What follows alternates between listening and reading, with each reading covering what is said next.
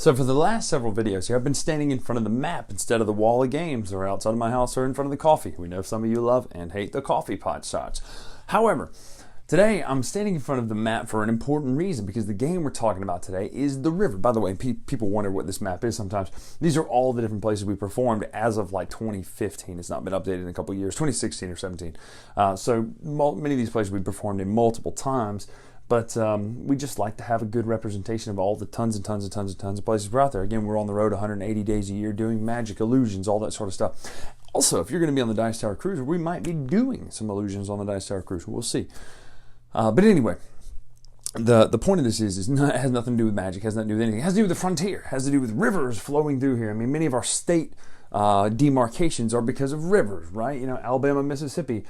Not a good example. Mississippi and Louisiana, divided obviously by the Mississippi River, you know. So a lot of the rivers in the United States divide things. They're important, but they also are where we cropped up big cities along rivers, which is why this game is so importantly titled The River. You said, Brian, that sounds a little generic. Well, I mean, okay, whatever. You know, you got Yokohama, you got Ticket to Ride, you've got 5 tribes. All those sound kind of cool, but this one's the river. Now, what I love about the river is the accessibility. Now, let's talk how you play the river right now, what kind of a game it is, what the components look like, all sorts of things as that, and then we'll come back up and talk about what I think about the river compared to other worker placement type games.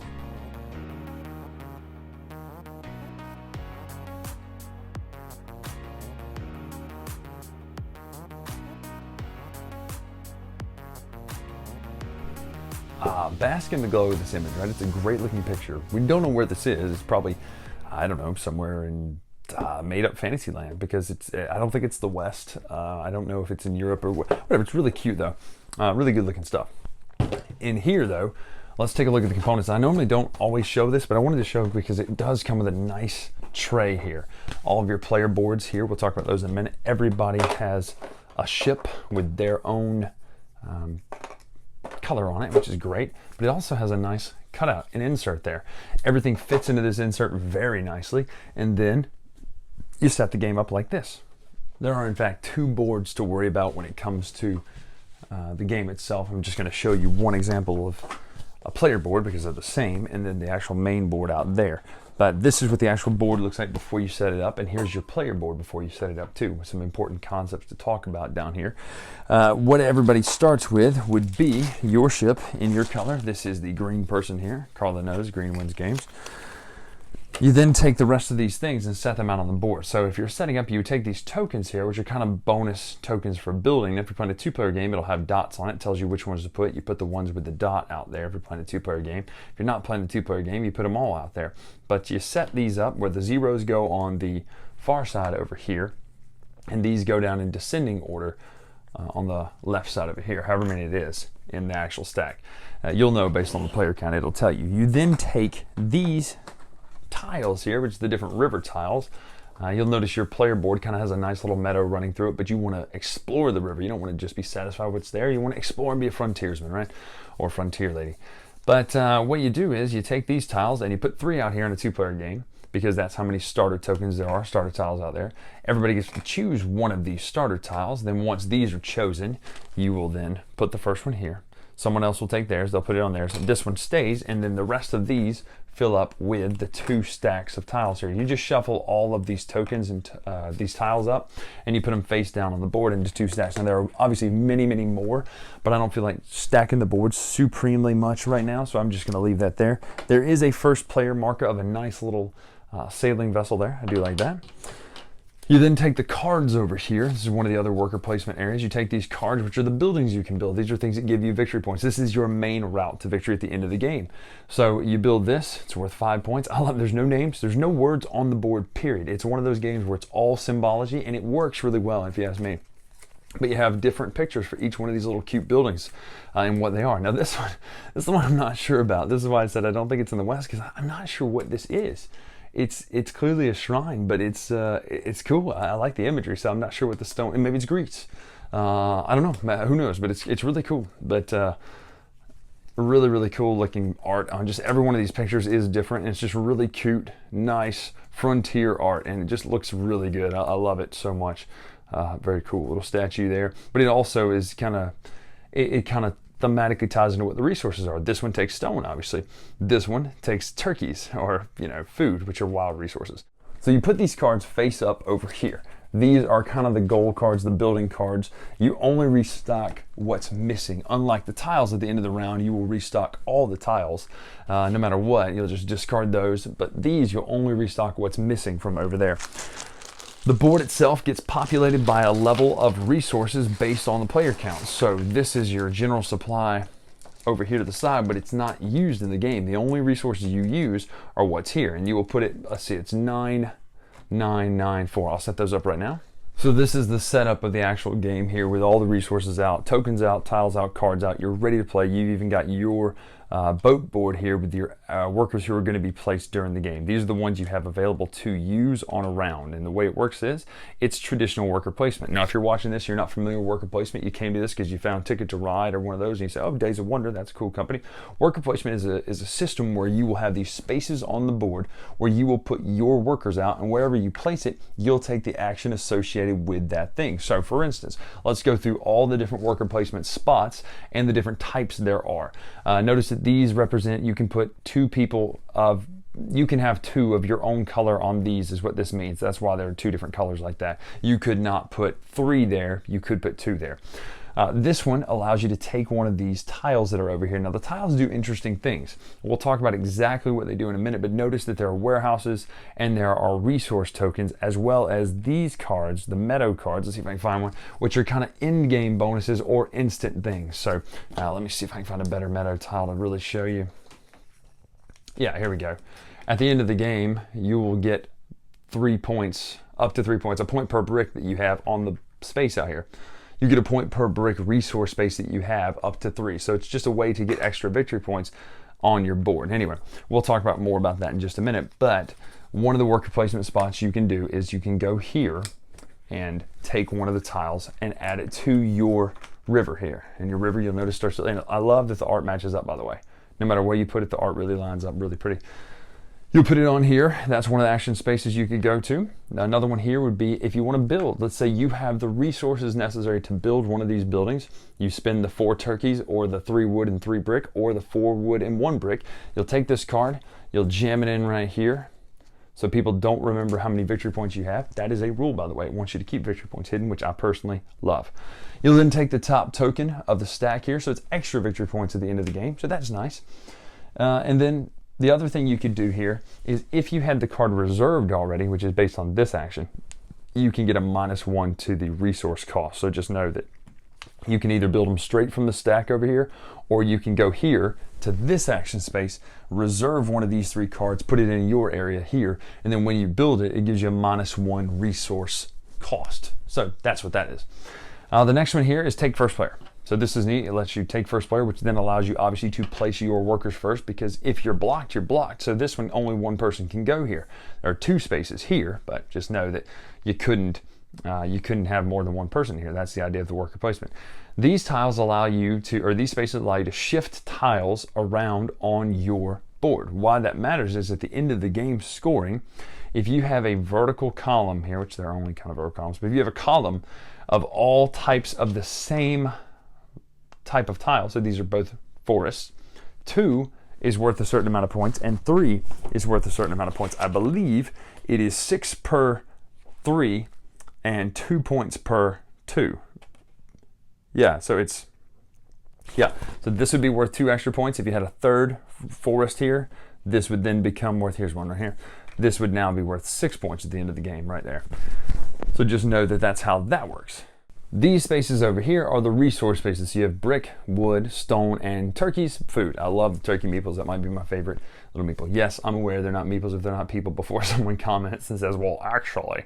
But just so we're clear, it looks like a turkey and it's a wooden piece of resource that you use. Anyway, point being, these spaces are singular. The turkey is not. So 1 person can go here. You will then see how many brick resource spaces you have on your board. You'll then take that many bricks, or if you go here to be wood, or if you go here to be stone, or if you go here to be turkey, and put them on your spaces out here. So it's these spaces. So the more warehouses you have, the more resources you can hold. If you don't have enough, you can't take those. So I have 2. I would take 2 bricks and put them out here into 2 of my warehouses. Now if I went to stone, I would get 1, 2, 3, 4 stones because I produce 4 stones. And obviously the whole point of that is the more of these tokens you have, the better your tableau is going to be. That's how these resources work here. Turkeys are wild resources. They can be spent as anything, which is why they're so great to have. This one, however, costs 4 turkeys, but it's worth 9 victory points at the end of it. When you take a bonus token, you put it here. So the game ends when someone takes their last bonus token. Now notice these spaces on the river here. When you discover these spaces on the river, you're going to lose. Now, by the way, when you cover this one up, you get a new worker. When you put your worker here, your tile here, you have to lose one of your workers. So at the end of the game, if you make it all the way to here in the river, you're going to potentially lose 4 of your workers and only have 1 available. But the game kind of comes to an end pretty soon around that time anyway. So end of game happens when someone places their last bonus token on the river board, which would be these over here. Then you count your buildings and bonus tokens. That would be these actual things here. Then you do your 1 point for every 3 resources. You get 2 points for the column that we talked about of 2s, and then per column of 3 you get 6 points, and then any extra bonus points you get from those meadow tiles. And that's how you score the game. It's a really simple worker placement game, but it's got a lot of variety and flavor. Literally, because it's got turkeys. So that's the river.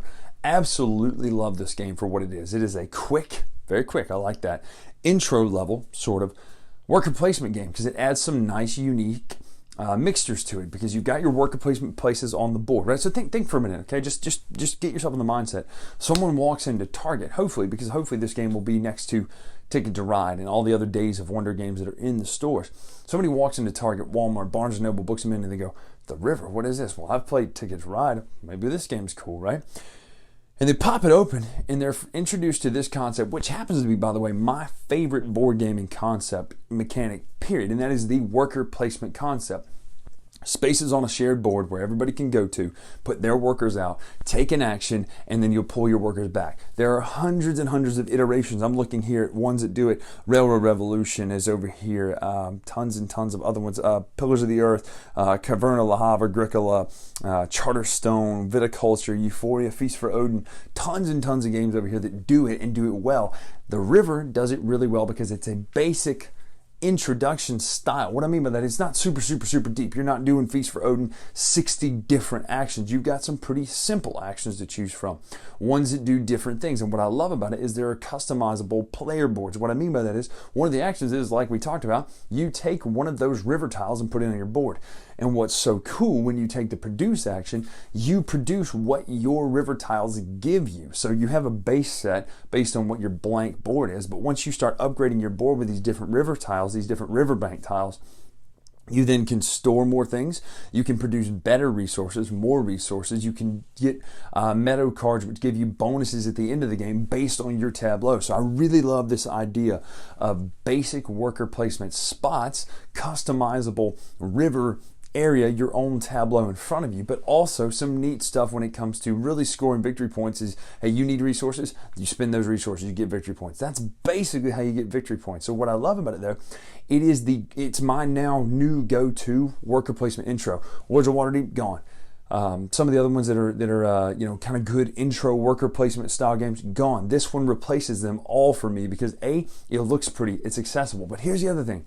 30 to 45 minutes. It is super fast, and you can't beat a quick worker placement game when you're trying to ease people into the hobby. When you've gone from, hey, did you like Hanabi? Did you like Codenames? Did you like Ticket to Ride? What about this game? It's called The River. It's really cool, blah, blah, blah. It's really fast, so let's check it out. It's great because it introduces my favorite concept in a really well done way. I've played some bad worker placement games, and so have you.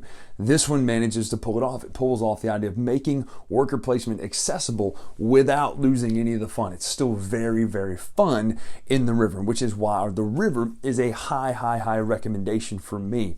If you're into deep, heavy worker placement games, well, maybe this isn't the one for you all the time, but it'll be the one for you to intro other people. Plus, it's just fun in general. Carl and I had a good time playing this too, even though we like the heavier of heavy worker placement. We love Agra, for goodness sakes, over here, So tons of worker placement games to play.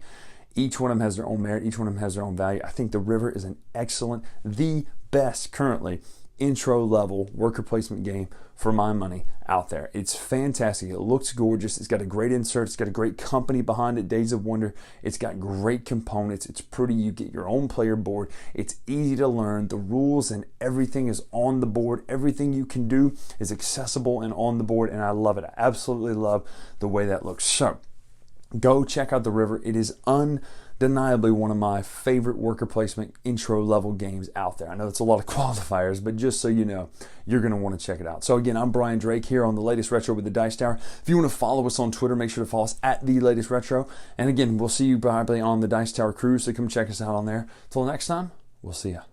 So much for watching the Dice Tower videos. Find more great videos and reviews, as well as our top-rated audio podcast at Dicetower.com. You can also find other great shows at Dicetowernetwork.com. I'm Eric Summerer, and you've been watching The Dice Tower. The Dice Tower is